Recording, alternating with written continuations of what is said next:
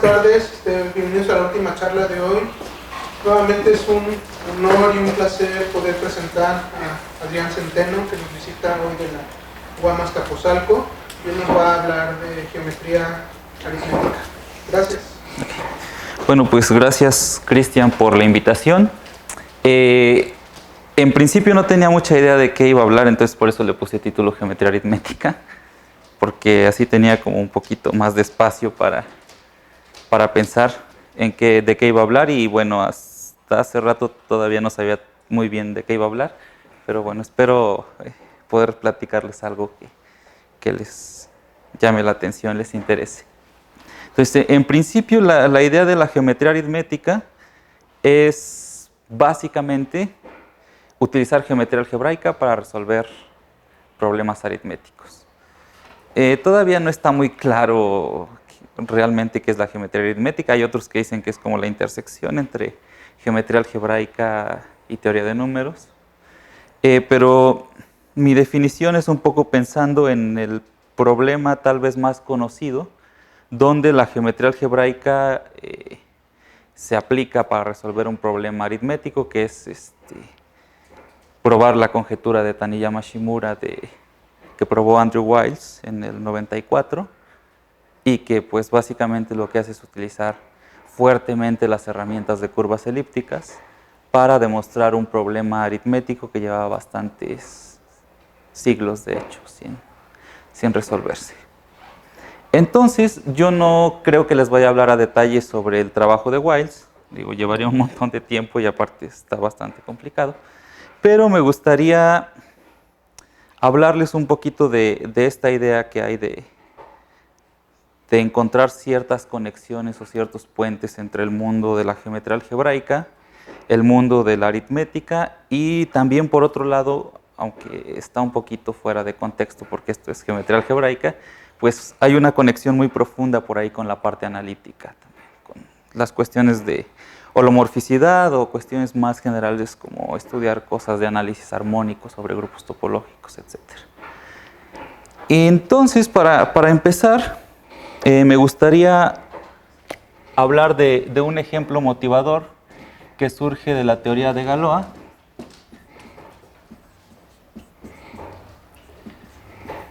Y tal vez dedique esta charla solo a hablar de ese ejemplo motivador.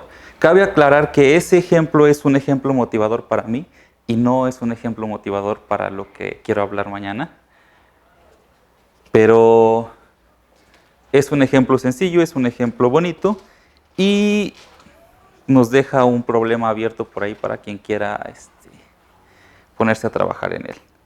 Entonces, en teoría de Galois, algo muy, muy sencillo que ven casi al inicio de su curso de teoría de Galois es que si tienen una extensión de Galois finita, por ejemplo, sobre O racionales, a esta extensión de Galois finita, ustedes pueden asociarle un grupo, el grupo de automorfismos del campo K, que dejan fijo a Q, y que le ponemos un nombre muy particular en el curso de teoría de Galois, y lo llamamos el grupo de Galois de K sobre Q.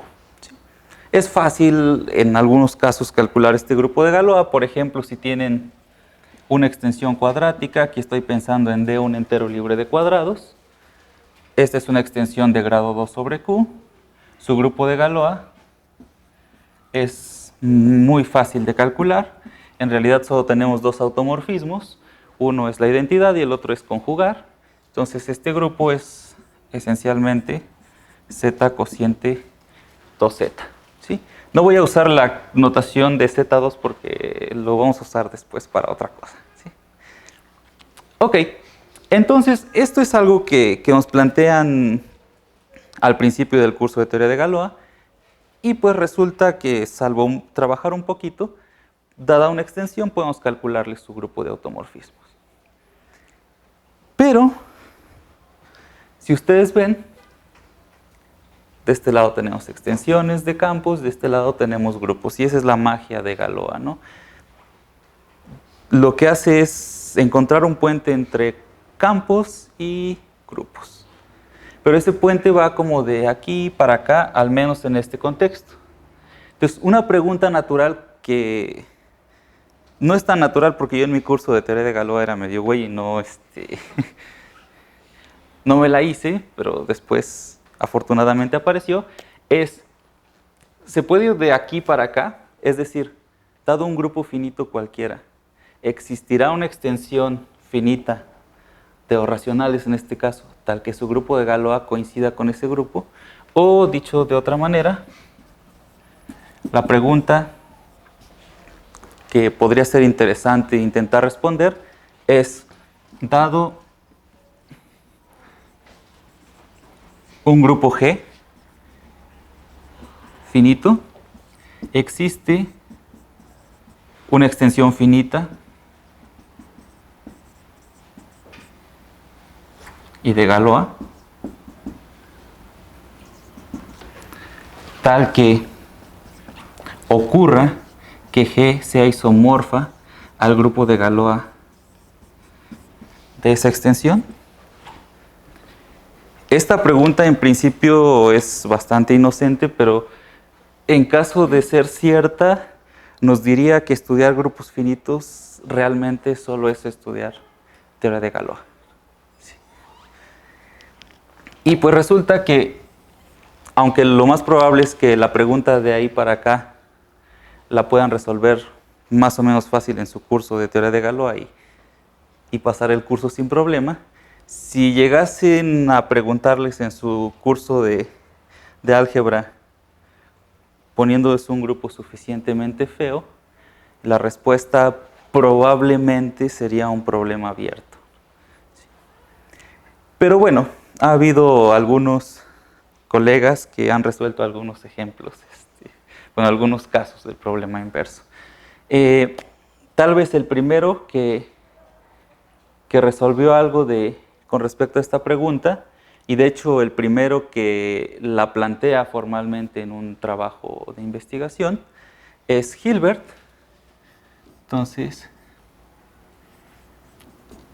Hilbert en un artículo de siempre me confundo, 1892, un artículo en el CREL me parece, plantea esta pregunta y de hecho demuestra que los grupos de permutaciones, los ANs y los SNs, son grupos de Galois. Es decir, esta pregunta es cierta para estos grupos. Si yo te doy un grupo de permutaciones, hay una manera bastante complicada, por cierto, de demostrar que estos grupos corresponden a una extensión finita de Q, tal que cuando ustedes calculan el grupo de Galois de esa extensión finita, ese grupo de Galois es isomorfo al grupo de permutaciones que ustedes dan.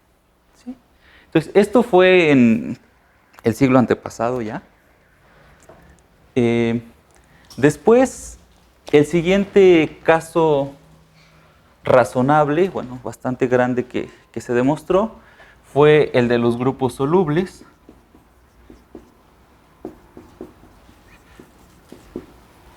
Sí, recuerden que los grupos solubles son aquellos que pueden construir una cadena de subgrupos finita, de subgrupos normales, tal que al hacer los cocientes, el cociente abeliano. ¿Sí?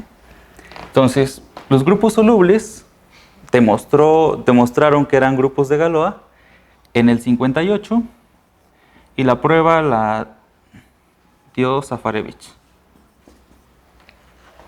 Aunque hay por ahí una polémica de que no está bien escrita esa prueba y la referencia más correcta, o más bien donde realmente tienen todos los detalles de la prueba, es en el libro de Neukirch de finales del siglo pasado. Es que, de hecho, son 4 papers de Safarevich, pero son papers como de 3 o 4 páginas. Entonces, realmente es el bosquejo de la prueba, ¿no? Porque el libro de Neukirch es un libro como de 600 páginas. O sea, se ve la diferencia de detalles. Pero bueno, después del 58, el siguiente avance interesante lo hace John Thomson en el 84, y lo que demuestra él es que todos los grupos esporádicos, ahorita les digo más a detalle a qué me refiero con los grupos esporádicos son de Galois salvo un grupo que usualmente se llama Matthew 23. ¿A qué me refiero con grupos esporádicos? Tal vez una manera de saber qué tan grande o qué tan pequeño ha sido el avance en el intento de probar este problema sería tener una clasificación completa de todos los grupos. Si tiene una clasificación completa de todos los grupos finitos, entonces podrían ir palomeando cada vez que prueban que un grupo finito es de Galois. Desafortunadamente ese problema es bastante difícil y lo único de lo que podemos hablar por el momento es de que existe una clasificación de grupos finitos simples. ¿Sí? Y eso creo que ahora ya las cosas son más estables, pero cuando se anunció en el 83 había muchas dudas y mucha gente no creía que realmente hubiera una clasificación de grupos finitos simples, porque la prueba son cientos y cientos y cientos de páginas y nadie se había sentado a revisar y decir que esas cientos de páginas probaban realmente una clasificación. Ahora parece que a partir del 2004 más o menos la mayoría de la comunidad matemática cree que sí están bien clasificados. Y pues pensando un poco en eso, déjenme mencionar esa clasificación.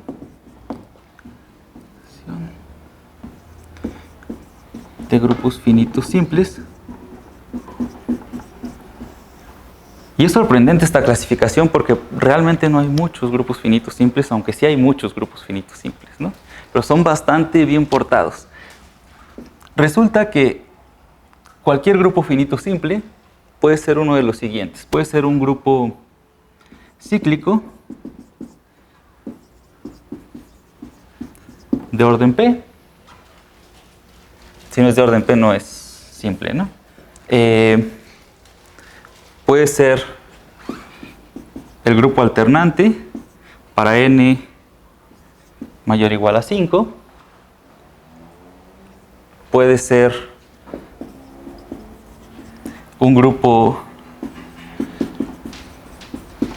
de tipo Lie, donde por grupo de tipo Lie me refiero a un grupo de matrices donde los coeficientes que estamos considerando son sobre un campo finito. Y 26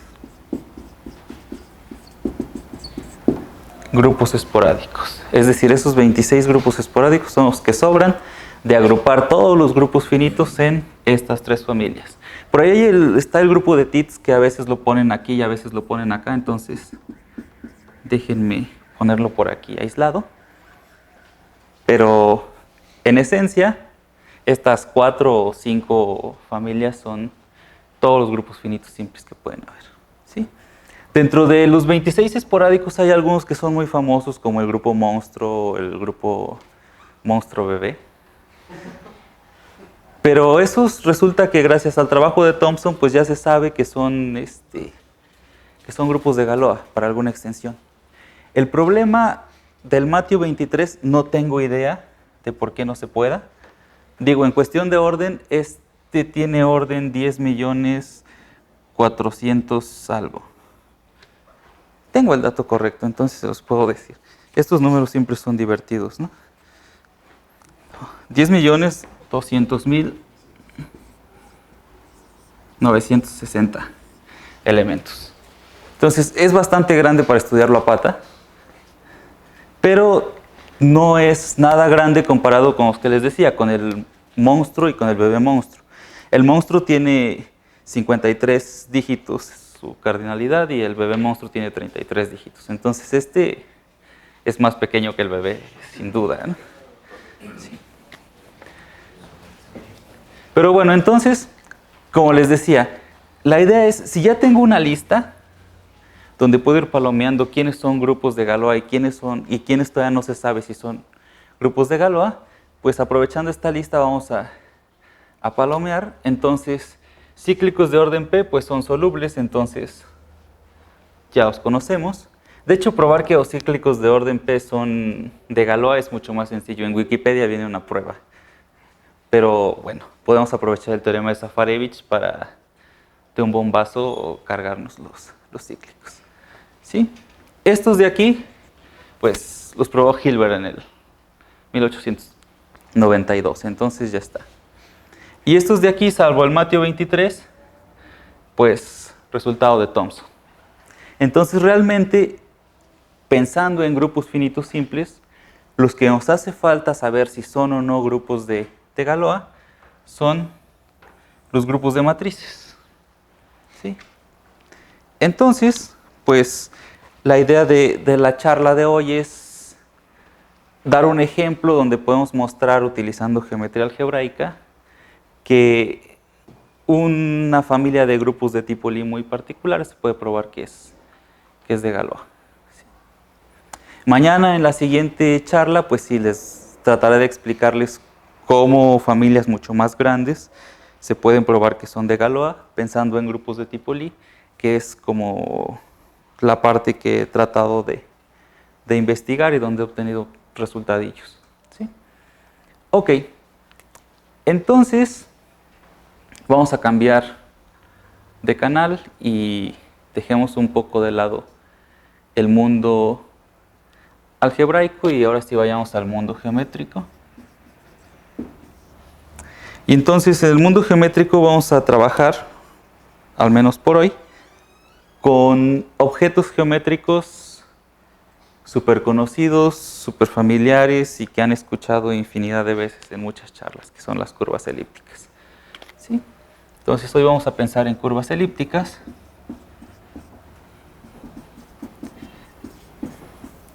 Y como saben, podemos hablar de curvas elípticas muy en abstracto, diciendo que son una curva algebraica suave de género 1 con un punto distinguido, o podemos pensarlas más en el sentido polinomial, como se han estado trabajando un poco algunas de las charlas hoy, y pues caracterizarla por su ecuación de Weierstrass, que es mucho más accesible. Entonces, una curva elíptica sobre los racionales la podemos caracterizar por su ecuación de Weierstrass, que en su versión afín es simplemente y cuadrada igual a x cúbica más bx más c. ¿Sí? Ya saben que si estamos en otro campo y la característica es 2 o 3, hay que hacer algunas modificaciones aquí. No es tan fácil escribirla, pero en Q, característica 0, no tenemos ningún problema. ¿Sí? Ah, bueno, y esto está equipado con un punto distinguido, que en este caso pues es el punto al infinito. Entonces, la virtud de las curvas elípticas es tener, bueno, una de sus tantas virtudes, es que si pensamos, por ejemplo, en sus puntos, o en lo que decía Omar, en las soluciones de esta ecuación, no sé, sobre los complejos, sobre la cerradura algebraica de Q, etcétera, muchos otros campos. Este conjunto de puntos o de soluciones tiene una estructura de grupo. Entonces, estos son grupos. Y el ejemplo clásico, la manera clásica de ver la estructura de grupo, pues es simplemente pensar en el dibujito de toda la vida que pueden ver en videos de YouTube. Y es, pues nos agarramos dos puntos. Sumar esos dos puntos significa ir hasta el siguiente punto donde intersecta la curva y bajar. Si este es P y este es Q, esto de aquí va a ser P más Q. Y se pueden divertir en casa viendo que eso tiene estructura de grupo y donde el elemento de identidad del grupo pues va a ser el punto al infinito. ¿Sí? Entonces, eso de tener siempre estructuras algebraicas en los objetos geométricos es bastante buena onda, porque podemos, lo que decía Omar en la mañana, utilizar las herramientas del diablo para atacar el problema. Entonces, algo interesante de las curvas elípticas, si nos ponemos a pensar, por ejemplo, en los puntos sobre la cerradura algebraica de Q, es que podemos hacer actuar grupos de Galois sobre este objeto geométrico. ¿Sí? Entonces, como voy a querer jugar con bueno, con grupos de Galois actuando sobre curvas, déjenme decir un par de cositas sobre el grupo de Galois. Entonces, el objetivo es demostrar que todo grupo finito es grupo de Galois. Entonces, una manera de empezar a atacar el problema siempre es, pues, si quieres atacar a un cardumen de peces, pues primero lo encierras y ya que lo encerraste, empiezas a atacarlo, ¿no? Entonces, una manera de encerrar a todos los grupos de Galois de una extensión finita de Q es utilizando el grupo de Galois absoluto de Q. Entonces, el grupo de Galois absoluto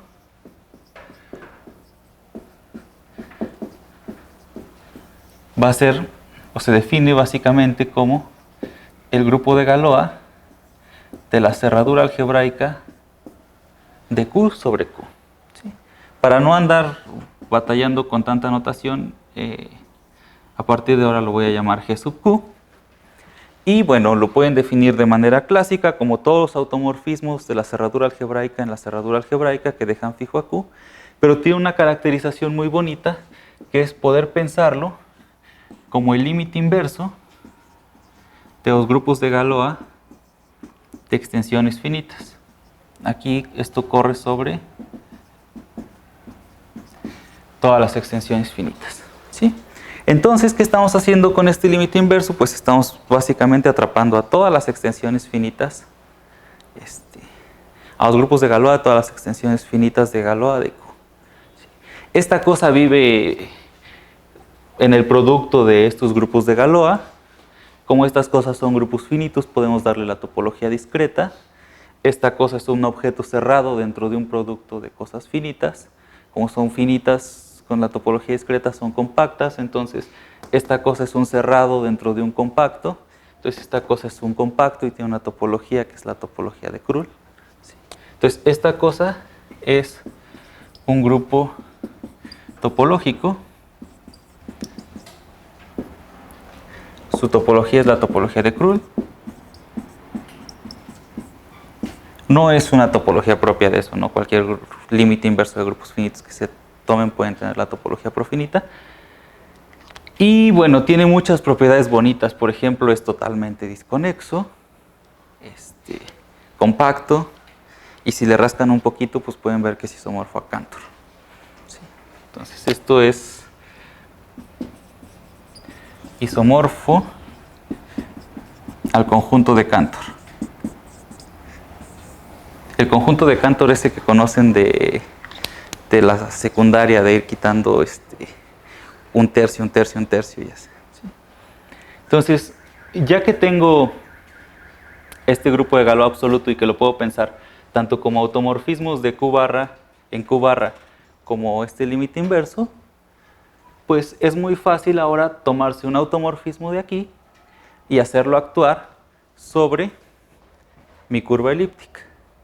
Esta pensada sobre la cerradura algebraica de Q. ¿Cómo hago actuar ese grupo en la curva? Pues coordenada a coordenada. ¿Sí? No hay nada de mágico en esa acción. Entonces, lo que quiero decir es que hay una acción del grupo de Galois absoluto en los puntos Q barra racionales de la curva elíptica. Entonces tenemos dos opciones. Una, estudiar esta acción en general o estudiar acciones sobre subconjuntos más pequeñitos de la curva elíptica, porque tal vez estudiar la acción sobre todos los puntos racionales sea bastante complicada. Entonces eso es lo que vamos a hacer. Vamos a pensar en un subgrupo o en una familia de subgrupos muy particulares de este objeto, en los cuales sabemos a qué son isomorfos y sabemos que esta acción se restringe bonito a esos subgrupos. Entonces, a los subgrupos a los que me refiero son los que construimos como puntos de torsión de la curva elíptica. ¿Sí? ¿A qué me refiero con puntos de torsión de la curva elíptica? Pues a lo siguiente. Puntos de L torsión.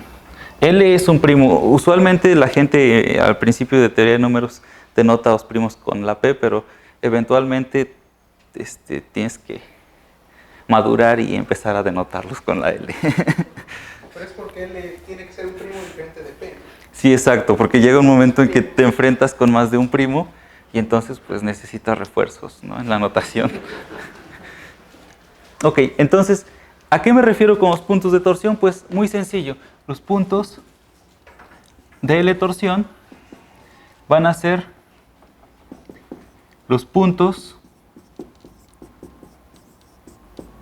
en mi curva elíptica, tal que si ustedes... Ay, ¿cómo denoté la...? Bueno. Suman esto L veces, pues llegan al origen, ¿no? ¿Sí? Esto, si son dinamiqueros, tal vez les diga que podría uno intentar investigar cosas por ahí, porque lo que estamos haciendo es que a la hora de sumar iteradamente L veces, esta cosa se dispare al infinito, ¿no? Entonces, no sé, hay muchas cosas de los que hacen dinámica que, utilizando esta analogía de curvas elípticas, hacen cosas interesantes. Pero yo no sé nada de dinámica, entonces no voy a decir mucho más. Sí. Pues resulta que esta cosa se puede ver relativamente fácil. Lo pueden ver en el libro de Silverman, por ejemplo, que es isomorfo al espacio vectorial de dimensión 2 sobre el campo de L elementos. ¿Sí? Y como les decía, algo muy bonito es que la acción de este grupo de Galois absoluto se restringe bonito a los puntos de torsión. Y entonces, si tiene una acción del grupo de Galois sobre un espacio vectorial dos-dimensional, pues realmente lo que tiene es una representación de Galois. ¿Sí? Es decir, esto lo que nos induce es un homomorfismo continuo de el grupo de Galois absoluto en GL2 FL. ¿Sí? Esta cosa tenía topología, ¿sí?, lo acabo de mencionar. Y aquí pues le podemos dar la topología discreta a FL y entonces GLN ponerle la topología discreta. ¿Sí? Entonces no hay ningún problema en afirmar que estas cosas son continuas. Bueno, que son homomorfismos de grupos, ambos son grupos y además que sea continuo. Y resulta que este cambio de visión que construimos a partir de un objeto geométrico nos permite de cierta manera probar nuevos casos interesantes del problema inverso de Galois. ¿Por qué? Vamos a pensar un poquito en cuestiones muy elementales de topología y del curso de teoría de grupos. Entonces, algo que me faltó decir antes aquí, o bueno, lo digo acá, no importa. Pensemos en la identidad aquí. Tenemos topología discreta. La identidad es un abierto. Como esta cosa es continua, la imagen inversa tiene que ser un abierto, es decir, el núcleo de esta cosa es un subgrupo abierto de GQ. De hecho, subgrupo abierto normal, seguro lo vieron en su curso de álgebra moderna, ¿no?, que el núcleo es normal. Entonces, lo que estoy diciendo aquí es que el núcleo de esta representación es un subgrupo normal del grupo de Galois absoluto de Q. ¿Sí? Y de hecho, este subgrupo es un subgrupo de orden finito, porque esta cosa de aquí es finita. ¿Sí? Entonces, ¿qué acabo de decir? Pues acabo de decir que si ustedes estudian la imagen de una representación que yo les dé, por algún teorema fundamental de isomorfismo, esta imagen va a ser isomorfa a GQ cociente el núcleo, y resulta que todo subgrupo de orden finito abierto de GQ es un subgrupo de índice finito, perdón. Sí. Sí, si fuera de orden finito estaría. Sí, de índice finito. Exacto. Ok, entonces, gracias. Retomando eso, todo subgrupo de índice finito que el cociente sea un grupo de orden finito, para ser más claros, resulta que es un grupo de la forma, esto en realidad es isomorfo a un grupo de Galois de Q barra sobre K, donde K, ahora sí, es una extensión finita. ¿Sí? Tenemos un subgrupo normal, bien portado, tenemos el grupo de Galois absoluto, y así como tenemos correspondencia de Galois para el caso de extensiones finitas, también tenemos correspondencia de Galois en el caso infinito. Se puede hacer lo mismo que hacían en su curso de teoría de Galois clásico. Para extensiones finitas se puede hacer para extensiones infinitas, y entonces pues esta cosa va a ser isomorfa al grupo de Galois de esta extensión finita sobre Q. Entonces, ¿qué estamos diciendo aquí? Lo que estamos diciendo es que cualquier subgrupo de matrices, en este caso de GL2FL, que pueda construir como imagen de una representación, resultará ser el grupo de Galois de alguna extensión. Es decir, estudiar representaciones les da una maquinita para producir grupos de Galois, para probar que grupos de matrices son grupos de Galois de alguna extensión.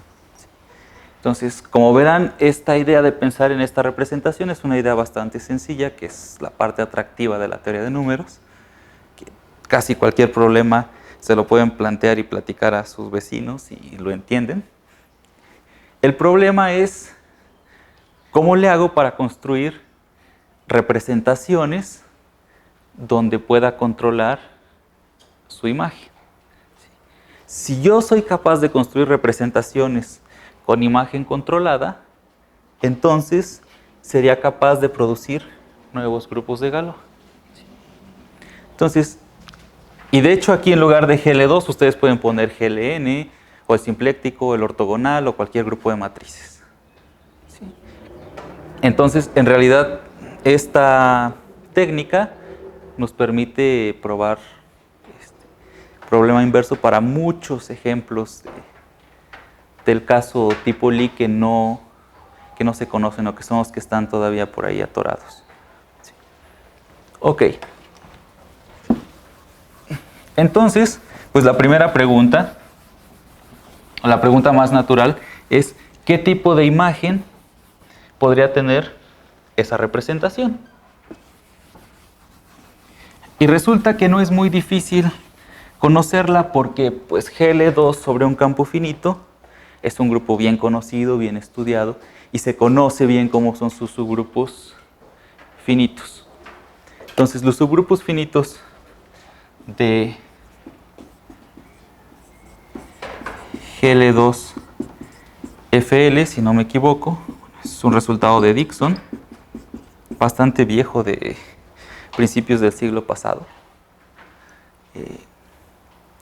Los subgrupos finitos de GL2 van a ser o grupos de matrices triangulares,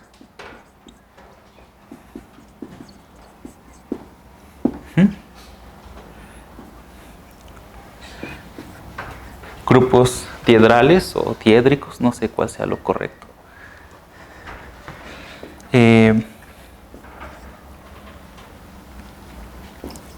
SL2FL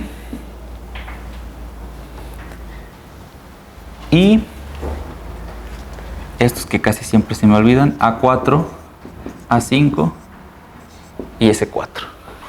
Y ya, no hay más. ¿Sí?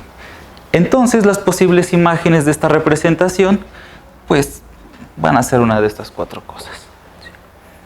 Entonces, matrices triangulares no nos interesan, son solubles, entonces no nos interesan porque ya lo probó Safarevich. Grupos diedrales tampoco nos interesan, también son solubles. Estos de acá, pues menos, los probó Hilbert hace más de 100 años. Entonces nos interesa que la imagen o sea este subgrupo o que sea todo GL2FL. Entonces nuestro problema se reduce a demostrar o construir representaciones cuya imagen sea o este grupo o este grupo. Y aunque parece sencillo, es bastante difícil construir ese tipo de representaciones. Entonces, a ver, recapitulando. La idea es probar que todo grupo finito es de Galois. Los que nos interesan son grupos de matrices, porque los grupos de matrices son los que menos se ha demostrado que son de Galois. Una técnica es pensar en un objeto geométrico, curvas elípticas que nos generan este tipo de representaciones. Y una vez que tengo este tipo de representaciones, tratar de controlar la imagen de la representación. ¿Cómo podría controlar la imagen de la representación? Pues tal vez diciendo algo de la curva elíptica, fijándome en una curva elíptica muy particular que tenga características suficientes para que esta cosa tenga la imagen que yo quiero. ¿Sí? Entonces, pues muy sencillo no es, pero en el 72,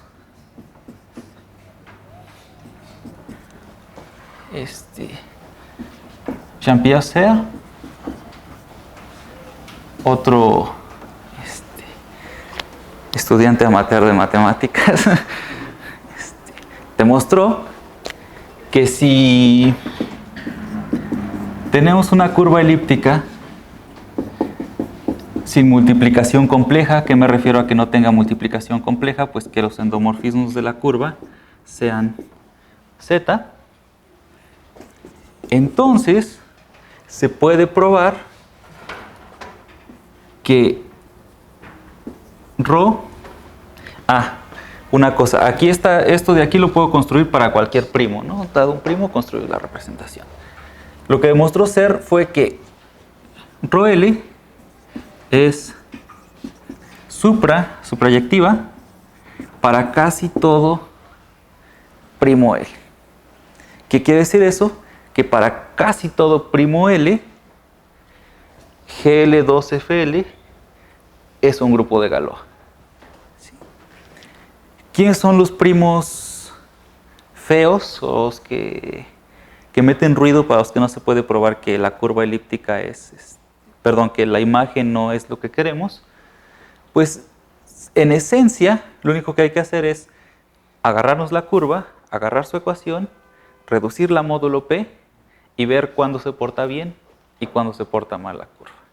Como decía Omar hace rato, podemos pensar en la curva elíptica en abstracto y después ir mirando sus puntos en distintos anillos, distintos campos. Sí. Entonces, hasta el momento solo hemos mirado a nuestras curvas elípticas sobre Q, o sobre la cerradura algebraica de Q. Entonces, si partimos de una curva elíptica bien portada, digamos una curva elíptica de estas no singulares que tienen sus tres raíces bonitas, aquí estamos pensando sobre Q barra, donde la curva tiene coeficientes en Q. Entonces estoy pensando en algo de la forma y cuadrada igual a x cúbica más bx más c, donde b y c viven en los racionales. Entonces, como tengo dos racionales nada más, puedo reescalar mi curva elíptica multiplicando por algo apropiado para que b y c sean enteros. Y si b y c son enteros, entonces puedo hablar de reducir módulo P, ¿sí? O módulo L en este caso. ¿Sí? Entonces, cuando reduzco módulo L, reducimos módulo L, ahora voy a tener una curva sobre un campo finito. Vamos a tener una curva sobre FL bar, sobre la cerradura de un campo finito. ¿Sí? Entonces tenemos básicamente tres casos al reducir. Uno es que se siga portando bien. Otro es que aparezca un nodo. ¿Sí? Es decir, si pensamos un poco tramposamente en que esto es una cúbica y que esta cosa tiene sus tres raíces distintas, cuando reducen módulo P puede que las raíces empiecen a tener multiplicidad, es decir, que se encimen las. Entonces estaríamos pensando en que aquí, a la hora de reducir, las raíces siguieron igual, siguieron siendo tres distintas, podrían ser dos distintas, o podría ser solo una con multiplicidad 3. Pues resulta que estos dos casos, solo ocurren en un número finito de ocasiones, para un número finito de primos. ¿Sí? Y estos primos que hacen que la curva se haga fea son justo los primos donde esta cosa no va a ser suprayectiva. ¿Sí? Entonces, si ustedes tienen una ecuación de una curva explícita, ustedes pueden verificar realmente, una vez que chequen que sus endomorfismos son los enteros, pueden checar haciendo las cuentas para qué primos esa curva elíptica les produce un grupo de Galois que es isomorfo a GL2FL. ¿Sí? Entonces, una técnica muy bonita, aparte muy buena onda, en el sentido de que te dice de manera explícita qué grupos puedes realizar como grupos de Galois y qué grupos no puedes realizar como grupos de Galois. ¿Sí? Entonces, pues, como matemáticos siempre queremos más, y entonces, pues, el objetivo ahora es, si este objeto geométrico, que son las curvas elípticas, me ayudó para producir o para probar que estas cosas son grupos de Galois, pues me gustaría explorar y saber si hay objetos geométricos que me produzcan representaciones, por ejemplo, de dimensión más grande o de campos más grandes. Cuando hablo de campos más grandes me refiero a campos con L a la S elementos, para poder ahora sí cubrir todos los grupos de tipo Lie que pueda. Entonces, pues el caso natural es pensar, si lo que hicimos aquí fue aprovechar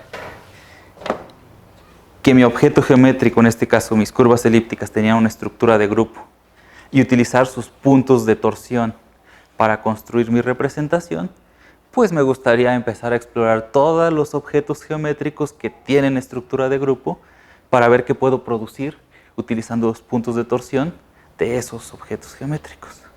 Entonces, pues la generalización natural es pensar en variedades abelianas. Y resulta, la variedad abeliana pueden pensarla como el análogo n-dimensional de las curvas elípticas. ¿Sí? Entonces, cuando pensamos en variedades abelianas, digamos, de dimensión n, podemos, dada su estructura de grupo, podemos construir una representación de Galois, etc. Y resulta que esas representaciones son representaciones muy bonitas porque son de la forma siguiente. Son representaciones del grupo de Galois absoluto de Q en el grupo simpléctico de dimensión 2n sobre FL. ¿Sí? Si piensan a las curvas elípticas como el caso unidimensional, pues tenemos a GL2 y GL2 en el caso particular dos dimensional coincide con el simpléctico. Dimensiones más altas ya no. ¿Sí? Entonces, pues está padre porque estamos produciendo unos grupos que no esperábamos que pudiésemos producir rápidamente, como grupos de Galois. Pero por otro lado está medio gacho porque ya no vamos a producir GLNs que son tan bonitos y tan trabajables y tan estudiados. Pero bueno, es lo que hay y como decía Omar, pues tenemos que adaptarnos a la situación, no hay de otra.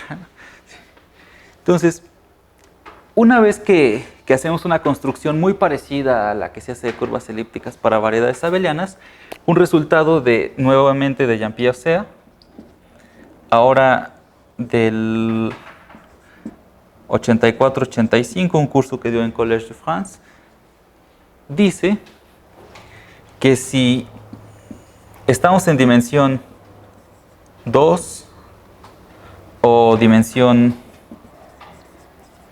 impar. Entonces nuevamente ρL es suprayectiva para casi todo L. Y entonces nuevamente podemos probar que este grupo es grupo de Galois para casi cualquier primo L. Sí. Pero pues esto nos deja bastante tristes porque como que nuestra esperanza de utilizar objetos geométricos con estructura de grupo para producir grupos de Galois no nos produjo tantos como quisiéramos. Y entonces, pues lo que hay que hacer es tratar de buscar una nueva máquina o un nuevo fabricante para que nos construya representaciones de Galois donde aquí pueda poner el grupo de matrices que se me antoje y aquí pueda poner la potencia que yo quiera. Sí. Y pues como ya nos acabamos la geometría, o al menos eso parece, después vuelve a salir por ahí. Y de hecho mañana verán otro caso donde esa geometría que volvió a aparecer se vuelve a acabar. Y Peter Scholze, que ganó la medalla Fields este año, vuelve a encontrar una nueva geometría donde ahora sí las cosas jalan. Pero bueno, vamos paso a paso. Sí. Entonces, el primer objetivo sería generalizar, ya sea en dimensiones o en las potencias del primo con el que estamos trabajando. Entonces, se me ocurre que tal vez sea más natural por el momento no pelearse con la dimensión y nada más cambiar el campo un poquito. Sí. Entonces vamos a pensar en dimensión 2, como hace rato, con curvas elípticas, y vamos a tratar de encontrar objetos que nos cambien la potencia del primo, es decir, que agranden el campo. Y para eso, otra vez, algo que ayuda a motivar esto, pero realmente no fue la motivación porque las cosas ocurrieron en otra línea temporal. Es un teorema que mencioné al principio, que es el teorema de Taniyama-Shimura. Taniyama-Shimura, Wiles y los otros 4 que terminaron demostrándolo completo, ¿no? Recuerden que Wiles solo probó para cuando las curvas elípticas se hacen feas de este estilo o de este estilo, por este caso le faltó cuando demostró la conjetura de Taniyama-Shimura para probar Fermat. Entonces, ¿qué dice Taniyama-Shimura? Pues Taniyama-Shimura dice básicamente que si ustedes tienen una curva elíptica, esa curva elíptica es modular. ¿Qué quiere decir que esa curva elíptica sea modular? Pues que le podemos asociar una forma modular, lo que sea que signifique, ¿no? Forma modular. ¿Sí? Ok, tengo todavía 5 minutos, entonces puedo decir algo de qué son formas modulares. ¿Sí? Entonces, para hablar de formas modulares, de nuevo hay que cambiarle el canal al cerebro y hay que pensar un poquito ahora en el mundo analítico. ¿Sí? Entonces, básicamente una forma modular va a ser lo siguiente. Pensemos en el caso más sencillo, que es pensar en SL2Z, matrices invertibles determinante 1, con coeficientes en los enteros. Y observen que SL2Z actúa en el semiplano superior, que todos conocen, son todos complejos con parte imaginaria positiva. ¿Cómo actúa? Pues lo que hacen es, si tienen una matriz A, B, C y D, esto actúa en un punto del semiplano complejo, pues por transformaciones de Möbius, AZ más B entre CZ más D, eso también seguro lo recuerdan en su curso de variable compleja. Y utilizando esta acción, podemos definir ciertas funciones holomorfas que preservan cierta simetría con respecto de esta acción. Entonces, pensar en una forma modular, en este caso, estoy hablando de formas modulares de nivel 1. Es una forma modular va a ser básicamente una función holomorfa del semiplano superior en C, tal que cuando ustedes aplican f a z más b entre cz más d, resulta que estas son igual a cz más d a una cierta potencia, un número entero, por f de z. Es decir, estamos pensando en funciones que son casi invariantes con respecto a esta cosa, o invariantes salvo este factor feo que aparece aquí. ¿Sí? Entonces, a estas cosas les voy a llamar formas modulares. Formas modulares de nivel 1 y peso k. Aquí estoy pensando que esto ocurre para cualquier matriz en SL2Z, ¿sí? Pero en general pueden restringirse a subgrupos de SL2 y definir formas modulares de nivel algo, ¿sí? Aquí me hace falta una condición para que realmente sea forma modular, y es pedirle que f sea holomorfa en infinito, ¿sí? ¿A qué me refiero con ser holomorfo en infinito? Pues recuerden que el semiplano superior siempre lo pueden mandar al disco agujerado. Si estamos pensando en una función del semiplano superior en C, decir que esta cosa es holomorfa en infinito es decir que existe una f de todo el disco completo en C, tal que al restringirla al disco agujerado me dé la f y que sea holomorfa en el origen. ¿Sí? Pues a eso me refiero con holomorficidad en el infinito. Y esa holomorficidad me permite, por ejemplo, hablar de su desarrollo en series de Fourier de la forma modular. Entonces, de hecho, cualquier forma modular se puede escribir en su desarrollo en series de Fourier como la suma desde igual a 0 hasta infinito de ciertos an por el clásico e a la 2 pi n z. ¿Sí? Resulta que una familia muy particular de formas modulares que van a ser súper útiles van a ser las formas modulares que se anulan al infinito. ¿Qué quiere decir que se anule al infinito? Pues que el coeficiente A0 sea 0. ¿Sí? Entonces a esas las voy a llamar formas modulares cuspidales y las voy a denotar en este caso así. Formas modulares cuspidales. Esto denota el peso. Estoy hablando de nivel 1, pero como les decía, podría hablar de un nivel n cualquiera. No tiene mucho sentido hablar del n en general porque nos vamos a liar nada más definiendo subgrupos. Pero conociendo ya estas definiciones, podemos reformular de una manera un poquito más precisa lo que dice Taniyama Shimura.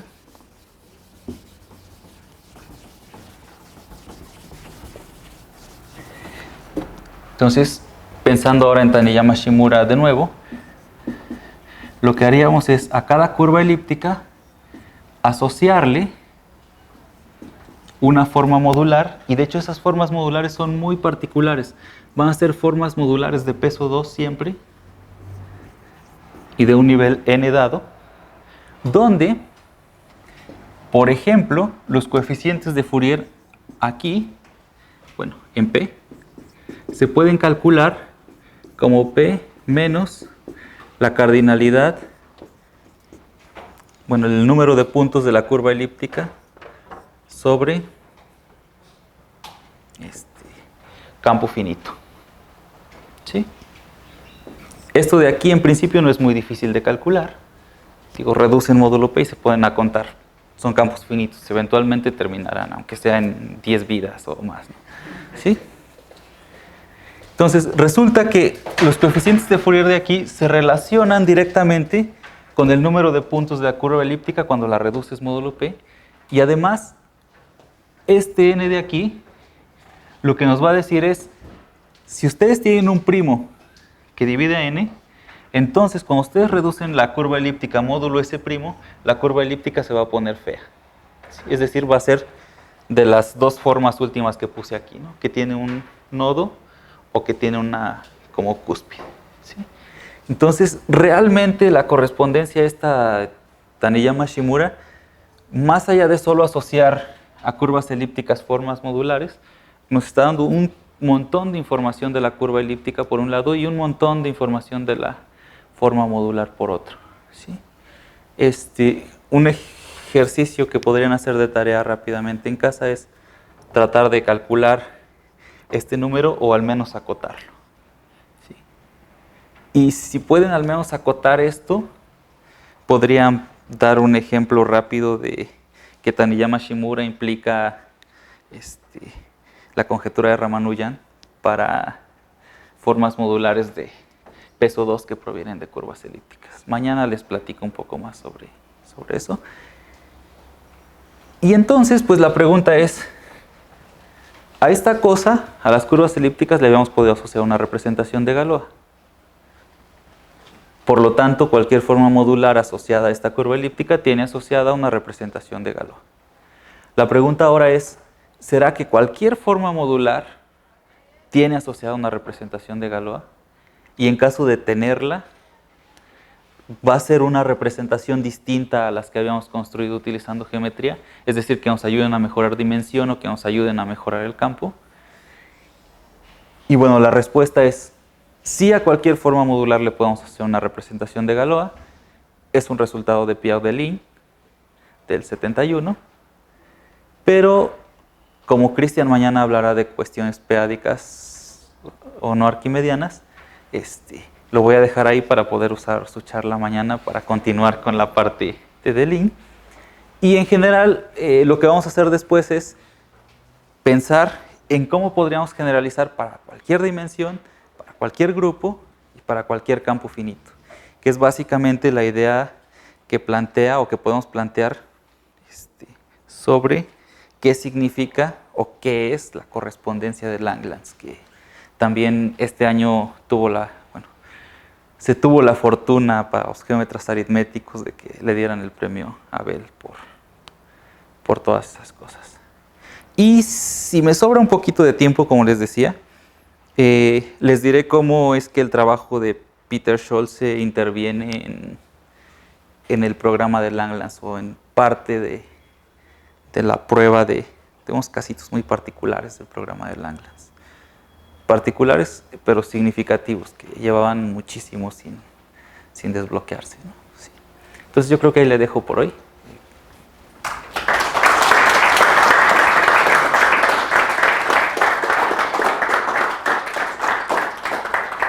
¿Preguntas? ¿Sí? Por ejemplo, aquí está diciendo que los grupos sean de Galois para un campo numérico. Sí. Puede ser que la representación, bueno, más bien que la clasificación de los grupos cambie si en lugar de agarrar un campo numérico me agarra un campo de funciones. Sí. Y también el problema es abierto.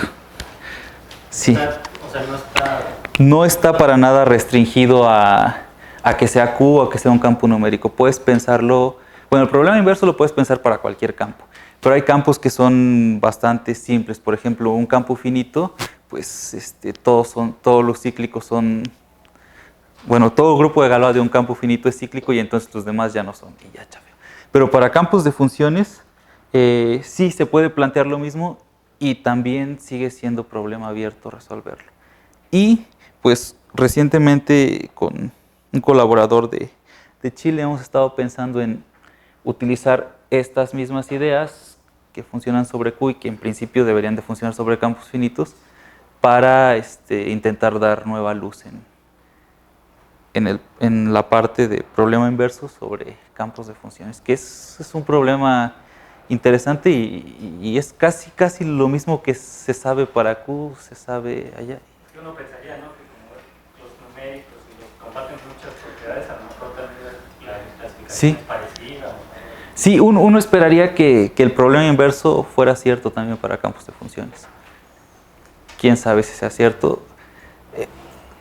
También pensando un poco en esas ideas de Scholze que tal vez mañana les platico, casi si logramos probar de un lado podríamos transferir esa información al otro lado, porque parte del trabajo de Scholze es construir herramientas que te permiten saltar entre características.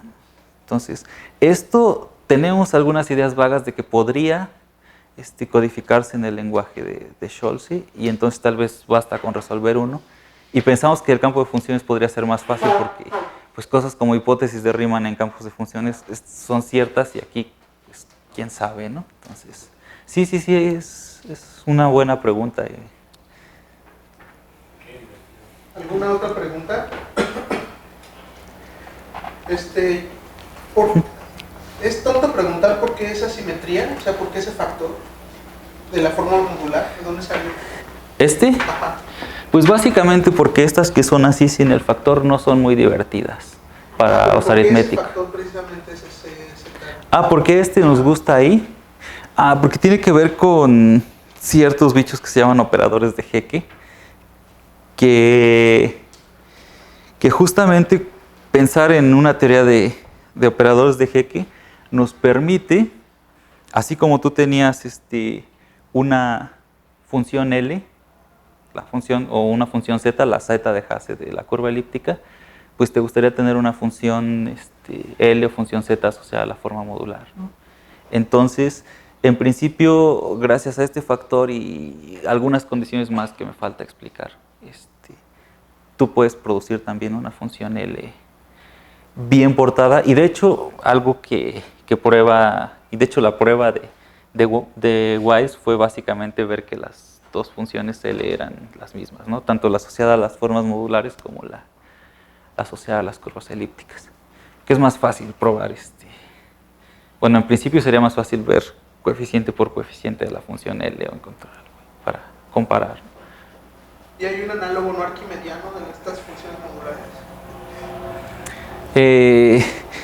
Pues hay formas modulares peádicas, sí, hay funciones z peádicas. No he investigado mucho sobre eso, sé que se pueden asociar representaciones de Galois también, y bueno, funciones L peádicas. Sé que Ida es de las personas que más ha hecho, pero no lo he explorado. De hecho, en octubre hay un evento en Oaxaca sobre funciones L peádicas y pretendo preguntar todas esas cosas. ¿Alguna otra pregunta? Bueno, pues le agradecemos a Adrián y nos vemos mañana.